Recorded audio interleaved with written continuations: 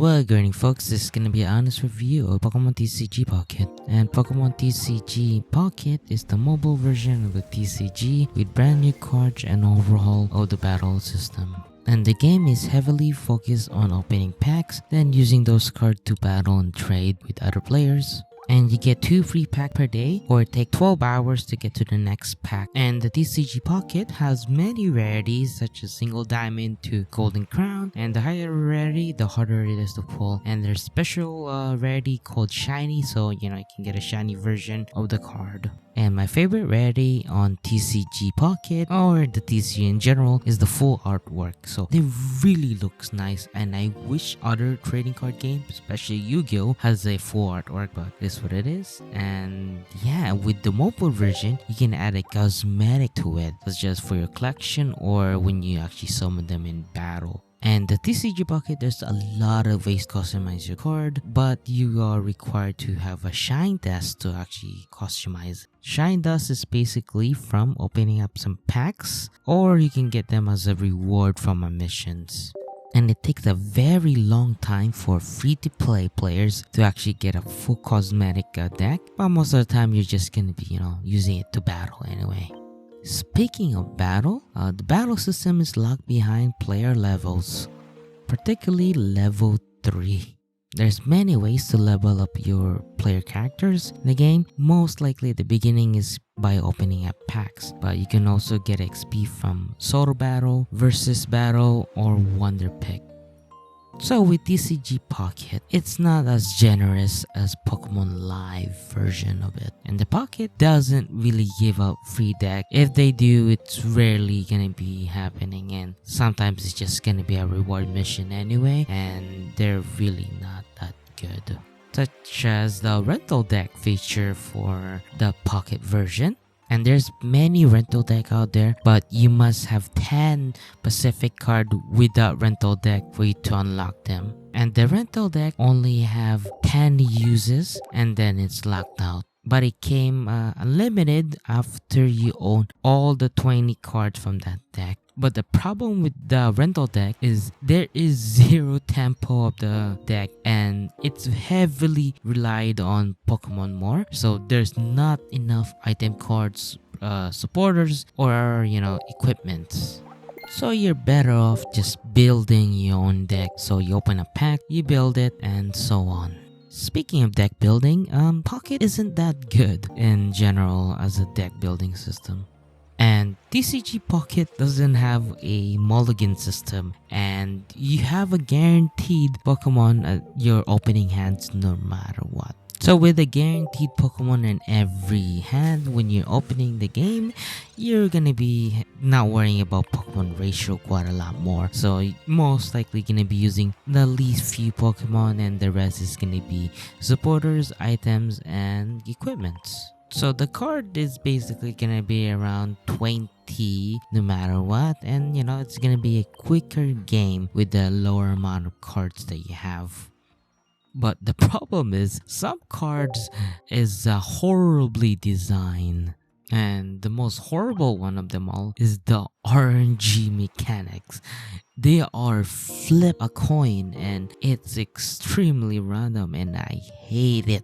And the one that I hate the most is the flip a coin attack. So if you miss the coin flip, you do no damage that turn, and you're wasting your turn basically. And certain Pokemon sometimes have 3 or more energy that has flip a coin with a huge downside from it if you miss the attack. So it's not really worth running in your deck at that point. Flip a coin items such as supporters or item cards or equipment is not that bad compared to Pokemon attack. Speaking of RNG, if you hate trying to open up packs, you can also craft them. But the TCG Pocket crafting system is horrible. It's not fun, it's tedious. In order to actually craft a card, you must get a pack points. And they are obtained as bonus when opening up packs. And pack points is luck corresponding to the expansion. So you must open up packs from that expansion in order to actually craft them.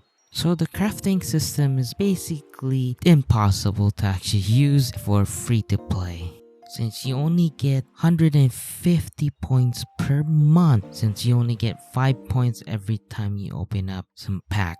And most of the EX required quite a lot of pack points to actually for you to craft. So if you're unlucky opening up packs, you might eventually get them in like a couple months. And certain decks required multiple expansion for you to actually, have them viable in battle. And let's not forget that, pack point doesn't share between expansion. So the, card system is basically pay to win. Generally, TCG is paid to play because you can buy the packs and open them, or you can just buy the cards straight up for other players, or you can trade them. So yeah, that's why it's not that bad for paper play, but for digital play, it's kinda bad since they incentivize you to actually just buy the packs, and buying the packs is RNG based compared to just buying the card itself. And there's a lot of difference between the TCG and the pocket version of the TCG, such as the deck sizes. There's 20 cards for the pocket and 60 cards for the TCG. And the difference for the energy is basically the pocket gave you energy zone and the TCG gave you energy card. And for the going first player, they cannot draw. You can use supporters and you can attach for pocket. And the TCG, you can draw. There you can't use supporters, but you can also attach energy. And TCG Pocket, you can have to 2 copies of the same cards in your deck, and for TCG, it's 4. And the bench sizes for Pocket is 3 and the TCG is 5. And the weakness is 20 damage for Pocket and TCG is multiplied by 2. And the resistance is non-existent for Pocket and for TCG is 30. For opening hand size for Pocket is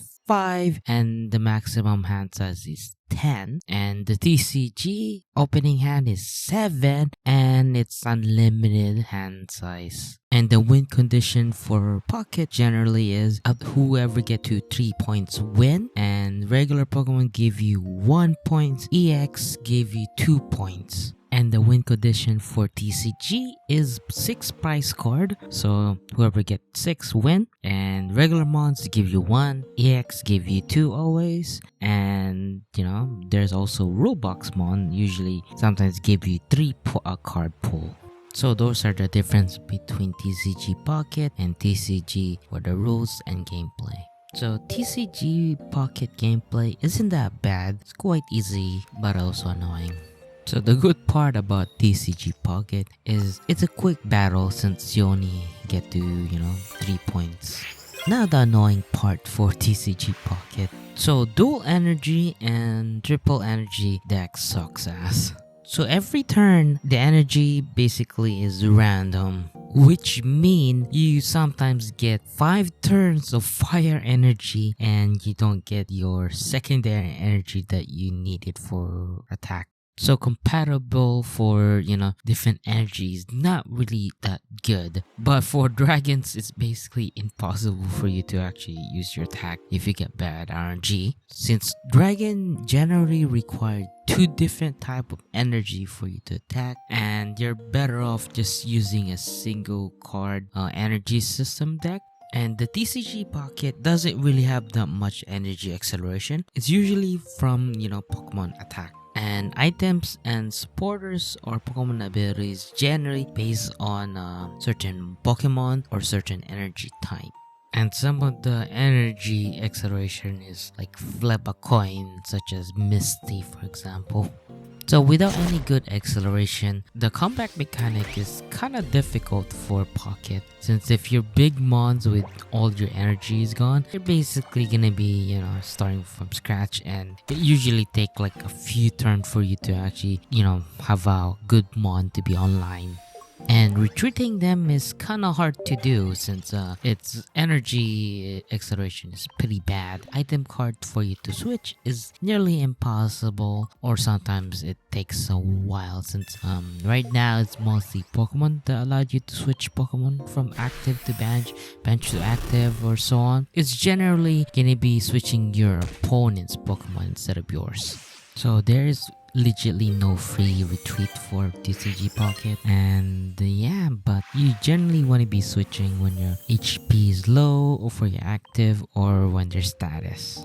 So the status effect is usually the same from TCG and Pocket. So there's poison, sleep, paralysis, confusion, and burn. So for poison, you take 10 damage per turn. Sleep, you cannot attack or retreat, and every turn player must actually flip a coin. If it landed on heads, they wake up. Tails, they don't. For paralysis, they cannot attack or retreat, and it cures after one turn. And for confusion, it's basically the worst thing that you can have as a status for TCG, since you have a mercy on RNG here, so it's a flip a coin. And if your attack is already a flip a coin, it's also even, mercy on RNG here, that you need to get 2 heads in a row, so that's quite low add chance. And for burn, you take 20 damage per turn, and each turn you must flip a coin. If it landed on heads, it cured the burn. So yeah, status condition doesn't really matter for Pokemon, but you can also cure it with items and stuff for that. So yeah, most decks doesn't really run it.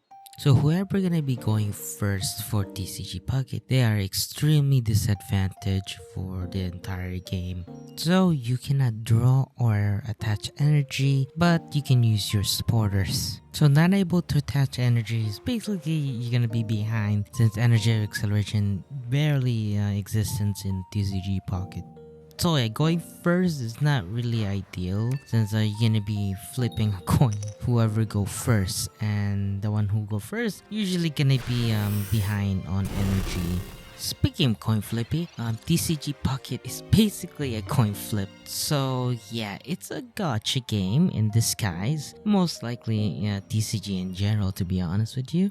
But physical, you own the card when you open them, and you can trade or sell them. But with digital, you don't really own the cards, you just have it in your collection of that account.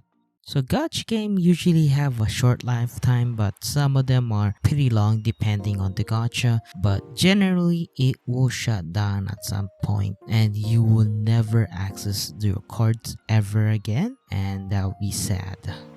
But gacha games isn't that bad to play, and some of them are very egregious on monetizing the game, and Pocket isn't that bad, to be honest with you. It's pretty actually generous for a gacha game.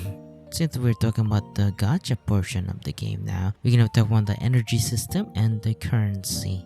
And there is a lot of energy system of the game, such as opening up some packs, trading them, wonder picking, and event. And they don't really share cooldowns, so yeah, and they also require more different currency for you to refill. But you can actually refill them with paid currency, and the paid currency is called Pokegold.